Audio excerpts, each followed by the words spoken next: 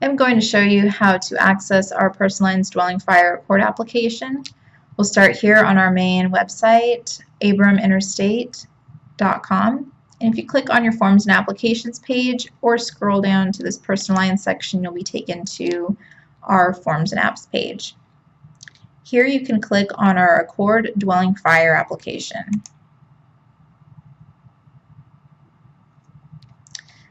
So I will go over a couple key items that are absolutely necessary in order to provide you with the best quote possible. We'll start with applicant's name and mailing address. We do want to make sure that we have full names. If there are multiple insureds, please provide all the details necessary. Producer information over here in this section, it's very important that you do include your agency contact information, phone number, fax number, if you have an email, to include that as well. If we do receive applications without agency information, we cannot process those. Here you will see the location of property. If it is the same as the mailing address, you can enter same. Otherwise, go ahead and please provide us with the location address. Applicant's occupation and date of birth, they are not required for all of our programs. However, there are some companies that do need this information for quoting purposes. So if you have it now and can submit it, that's great. Otherwise, if we're looking at a particular program that requires that, we will use some defaults and require you to confirm it at binding. Our coverages and limits of liability section here.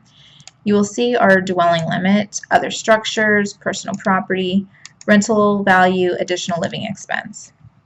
You don't have to worry about filling in the form number. We will provide you with the best quote possible. But for dwelling coverage, we do need that to come from you as the retail agent. You're going to want to make sure that you run this through any kind of third-party system that you use to develop replacement cost. It's very important to use replacement cost, not market value of the dwelling. Most companies use some standard defaults when it comes to other structures and loss of use or rental value and additional living expense. If you have specific limits that you want included in here, make sure that you notate that on the application. So, most of the companies use 10% other structures, for instance, but if you know you have more, be sure to indicate that. When it comes to dwelling fire, personal property is not always a given coverage, so you do want to make sure that you let us know if in fact there is personal property in the dwelling that needs to be quoted. Liability is not required on a dwelling fire, so if you do leave it blank, you do run into the situation where we may assume that you don't want liability and therefore don't quote it for you. So it's always best to make sure that you provide your limit not only for liability but for also med pay if you do in fact want that on the quote. Deductible, if you have a specific deductible in mind, please enter that information here. Otherwise, we'll use our standard defaults by carrier. If there are any endorsements that you want, such as water backup, extended replacement cost, which may or may not be available with all markets, make sure to enter that information here. For our rating and underwriting section, a couple key areas I'll go over. The type of dwelling. Most commonly you're going to select frame. However, if it is in fact another type of dwelling, please let us know. It can alter the either market we're approaching, or it could also give you a credit on the rate. Year built, obviously very important, but also square footage. We need to know that to verify some factors on the quotes.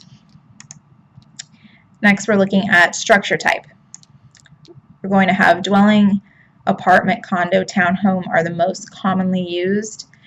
If in fact it is a townhome or condo, just know that we may ask you for some follow-up questions, such as whether or not an HOA covers the exterior. Over here for usage type, we're looking at primary, secondary, seasonal, farm, COC, unoccupied, and vacant. Please make sure to correctly check the appropriate box. If it is a tenant-occupied risk, that would technically be classified as primary because it's primarily occupied by the tenant. Sometimes we'll see a application that's selected as tenant secondary because it may be a second home that the applicant owns. However, when we are viewing that, we tend to see that as an actual vacation rental, not a tenant-occupied property. So just one thing to be cautious of. Again, if it's a tenant-occupied primary residence, make sure to select tenant primary, not tenant secondary. Number of families. Do 1 to 4 family dwellings under our programs. Make sure to let us know if it is a multiple unit dwelling by selecting 1, 2, 3, or 4 here. Purchase date, again, if you don't have that at the time of quoting, that's fine. It is best to try and submit that information. It does help us when we're reviewing claims history. At best, we do need that information though at binding. Heat type in this section here, we're looking at primary and secondary. If you don't enter heating type, we are going to assume some defaults. Usually central gas, forced air furnace is most common. But if you have something in the dwelling such as a wood stove that is the only heat source, you do want to make sure that you notate that here so that we approach the appropriate market. If there are any protection services in the property, it's great to indicate that. However, if it's left blank, it won't impact the ability to quote unless it's a high value property. Over here in this section, protection class and distance to hydrant and fire station, it is very important to fill in at least part of this area. If you don't have the protection class, you need to give us the distance to hydrant and the distance to fire station. We can use those items to at least estimate the protection class of the property. If you don't have any of this completed, we may go back to you needing more information before we can actually process a quote. Over here in the occupied section, it's going to either be owner or tenant. On a dwelling fire form with a handful of markets, we can look at either occupancy. So just make sure that you let us know which in fact it is. Roof type, again, very important to let us know which market to approach, such as composition, tile roof, slate roof, wood shake roof. Some of these limit the available markets, so make sure to give us as much information as possible. And over here on the renovation, depending on what year built you put over here on the application, is going to determine how well we need this information completed. For instance, if it's a new year built, such as 2000, 2010, we are of course not requiring updates at that point, and don't assume that there have been any updates. But if it's a home built in 1980 or older, we do want to see some updates entered here. If it hasn't been completely renovated, you're going to select partial by selecting this column. If it is complete, you're going to select complete, and this is where you're going to enter the year. If there are additional details that you want to include, we can use the remarks section for any additional items on renovation or updates. So there are a lot of spots here on the rating and underwriting tab that are fields that you don't really need to fill out. I just went over the very key spots. If you want to go through it more thoroughly and give us more information, that's great. The more the better. On page 2, we're going to come across our general information. This is really just a lot of yes or no questions. All of them do need to be answered.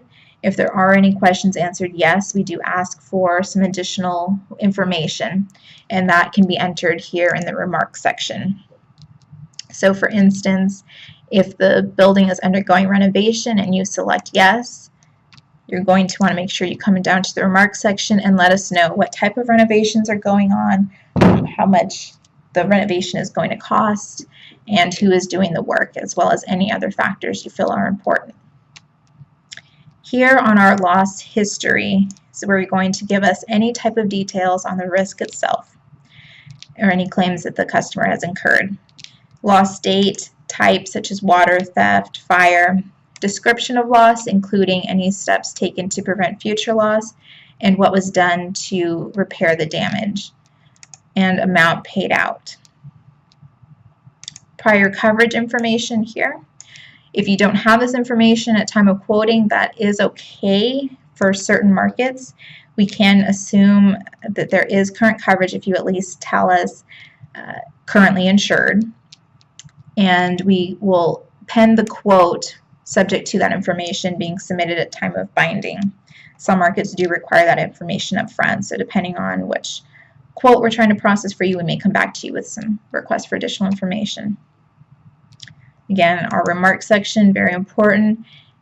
Give us as much detail as possible on the risk so we know which market to drive this to and which it may not qualify for. If there's anything else you want to include, please use its remarks or your cover page or body of email to give us any additional details. Once you have this completed, you're going to print a copy or save a copy. And after that, you want to email or fax this to our office for processing. If you fax it, you're going to send it to 916-780-7181 or email it to apps, APPS, at abraminterstate.com. Thanks.